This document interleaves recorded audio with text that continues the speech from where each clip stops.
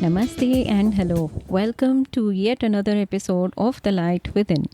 The purpose of this podcast is to help you get in tune with who you are, become the best version of yourself, and evolve in the journey of life. I've realized that the things that stop us from being our best selves are not limited to situations that we can't control. A huge part of it also comes from having regrets. It is a feeling that lingers and stick to you until you recognize how much have you accumulated and you're ready to drop that baggage off your shoulders. You guessed it right. In this episode, we are going to talk about regrets. Let me first share the distinction between disappointments and regrets. Sometimes we use these words interchangeably, but the only similarity that we have in these two words is that they are negative emotions. Disappointments are unmet expectations related to some kind of external event or circumstances. However, regret is about personal choices and actions we wish we had taken differently. A simple example could be that you were expecting a promotion at work, but you didn't receive it. The feeling that you experience is disappointment because your expectation of receiving the promotion was not met.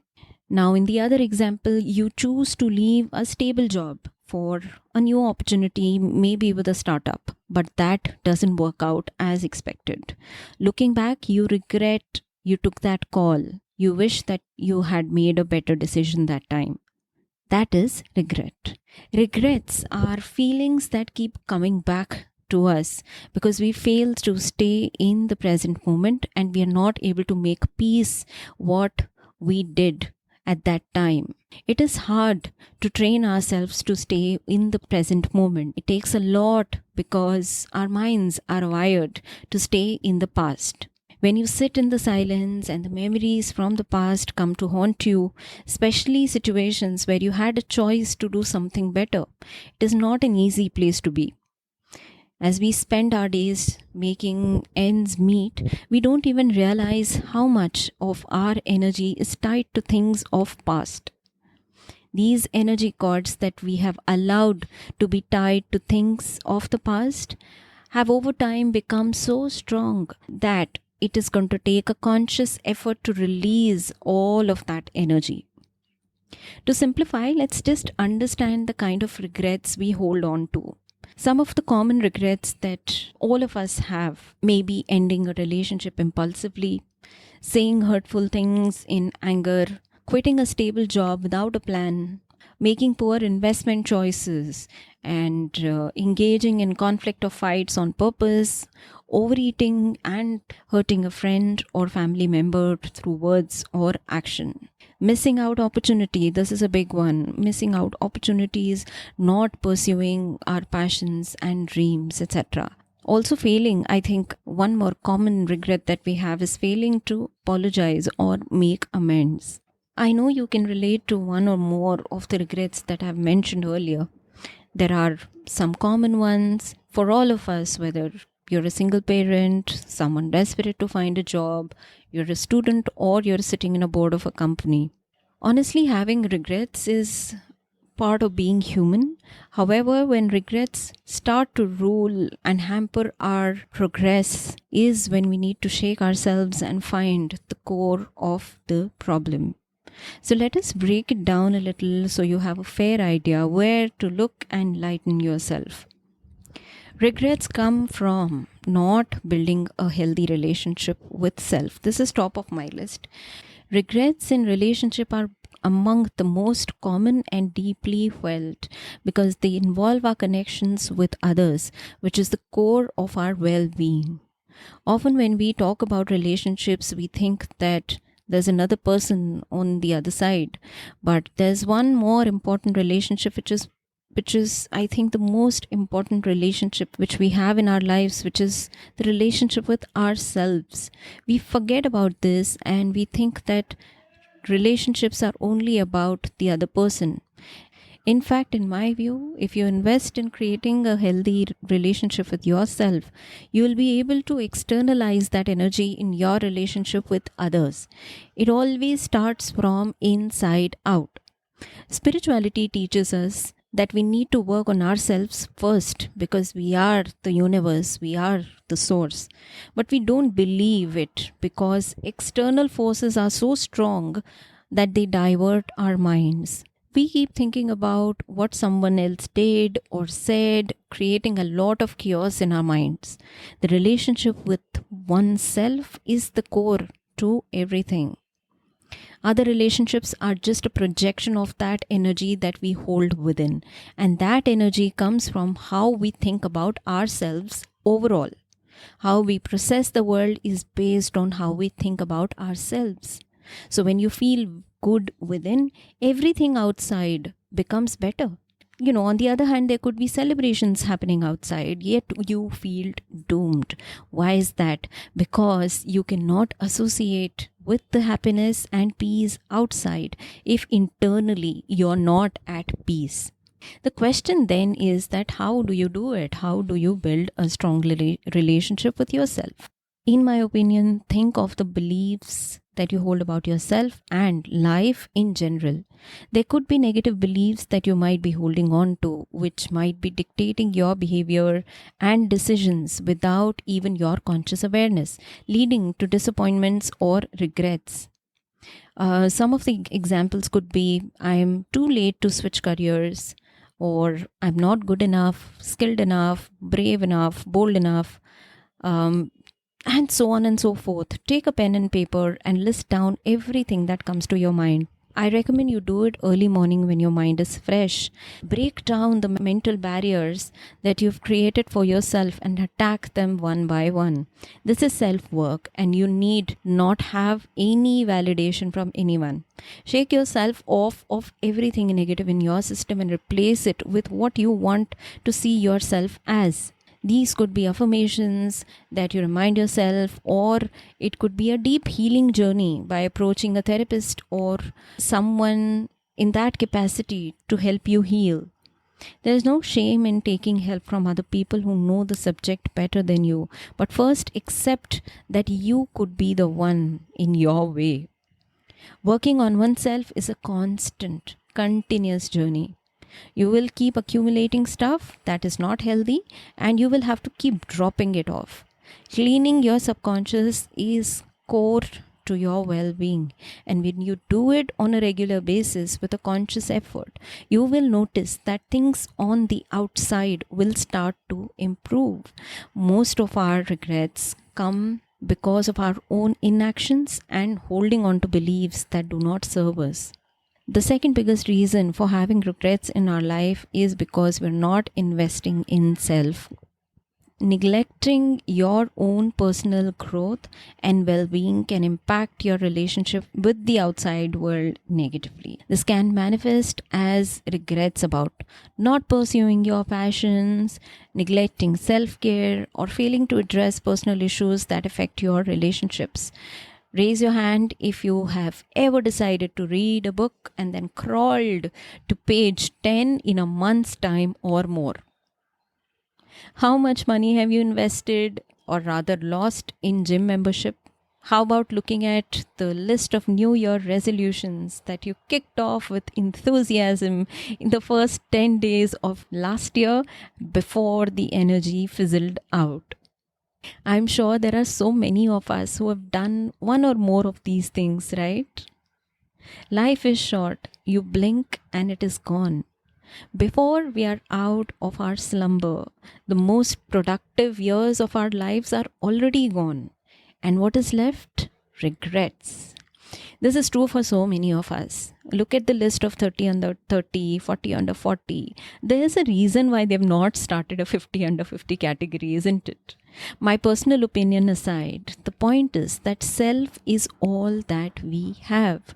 We have no control over others, and we know life is short. Why waste time then? Mindless scrolling on Instagram has become a disease nowadays. How many times have you regretted clicking on that one reel which led you to watch similar ones for hours, and then you regretted all of it? Investing in building yourself is one of the best things that you can do for yourself and others around you. Trust me, the regret of not taking action lingers for a lifetime. Get so busy building yourself that you have no time to think about what others are doing or get involved into frivolous issues. There's another aspect also. A lot of times we stop ourselves from taking the plunge because we think we are not ready. You want to write a book, but you think you're not ready. You have a dream of participating in a reality show, but you think you're not ready. Well, the only way you'll know if you're ready is by taking action. That's how you'll know. Waiting for your intuition to tell you may not work because there are high chances that your mind will talk you out of that idea. Tuning into your intuition is a beautiful idea. But if you're able to do it, you have to do the inner work first. Unfortunately, for most of us, it is the mind that becomes the barrier to tuning into intuition. We're not stable with our thoughts and feelings, and there's a back and forth happening all the time. Today you feel prepared, tomorrow you don't. And hence, relying on your intuition to tell you when you're ready is really waiting indefinitely. The moment may never come because essentially your mind is almost always working against you. The only way you will know if you're ready is by taking action, provided you have done the hard work that's supposed to be done. And even then, you will still feel fear. You cannot take fear out of the equation ever. You simply have to teach yourself to take the step anyway. It is embracing it and not letting it come in the way of your readiness. So you have to take the step while embracing the fear. It is not about preparation as much as it is about fear. But you won't know what's waiting on the other side until you take the step. The regrets of not taking action when the opportunity presents itself are one of the most common and deeply felt regrets that we have in our lives. Let us not come in our own way. Now, moving on, let us talk about some of the most common relationship regrets and how to avoid them. And here, when I'm talking about relationships, I'm talking about relationships with other people. So, first one on my list is not communicating well. If there's any one skill that I would place at the top, it's communication, hands down. In my professional experience of more than 15 years and 4 decades of my life, hands down, this is one make or break factor in our life experiences. Here, I'm not referring to communication skills in a conventional manner, which is limited to your ability to speak, to articulate, and vocabulary, etc. I'm also talking about the energy that we keep sending to other people even when we are not around them. The mental chatter never ceases. Most of us focus on communication from a verbal, non-verbal, body language aspect. But we rarely think about the energy we carry within us and the mental signals that we keep sending to people. Not expressing our true feelings or needs can be a cultural issue, but largely it is because we don't want to be vulnerable. We don't want to be rejected. The context can be varied, whether it is something that your partner did or didn't do, or a behavior of a colleague at work, etc. Not expressing how that situation made you feel, or let me rephrase, not processing it mentally can lead to misunderstandings, resentments, and distance between you and the other person, leading to regrets. One part of it is being in touch with your own feelings and understanding when to let it go. However, another and more important part is to be able to express it. We have not been taught to express our true feelings because it makes us feel vulnerable. We delay it endlessly to a point where it turns into resentment. In fact, in our culture, we're not really encouraged to even feel our feelings, much less talk about them.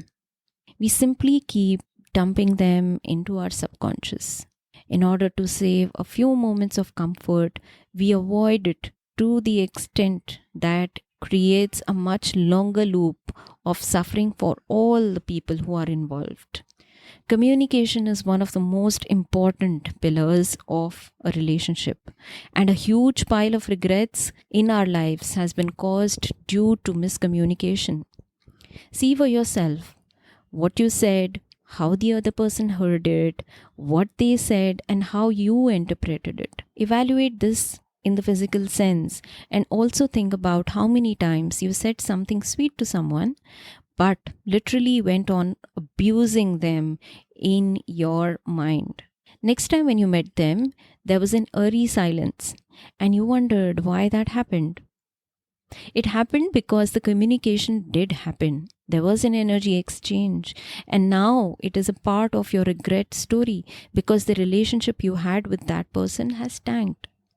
I don't think it is hard for you to find relevant examples in your own life, workplace, family, take any context. I'm sure you can pick up examples of how miscommunication led to disharmony in relationship, and in some unfortunate cases they have also become the biggest regrets of your life. Now, with the advent of technology, chats have made this worse, as the word can only be read, not heard. So, the interpretation of the tone is left to the receiver, and they may process it based on their moods. We are the most disconnected, connected generation that ever existed on planet Earth. It's an irony. When it comes to communication, I keep reminding myself of one thing: to keep my intentions and my heart clean. Half of the regrets arising from communication can be avoided if you remember this. Keeping the intentions clean will help you not to create situations that may lead to regret, and keeping the heart clean will help you clean the dust that you've accumulated over time due to misunderstandings. Moving on, let me share another cause for having regrets in our life, and which is not resolving conflicts.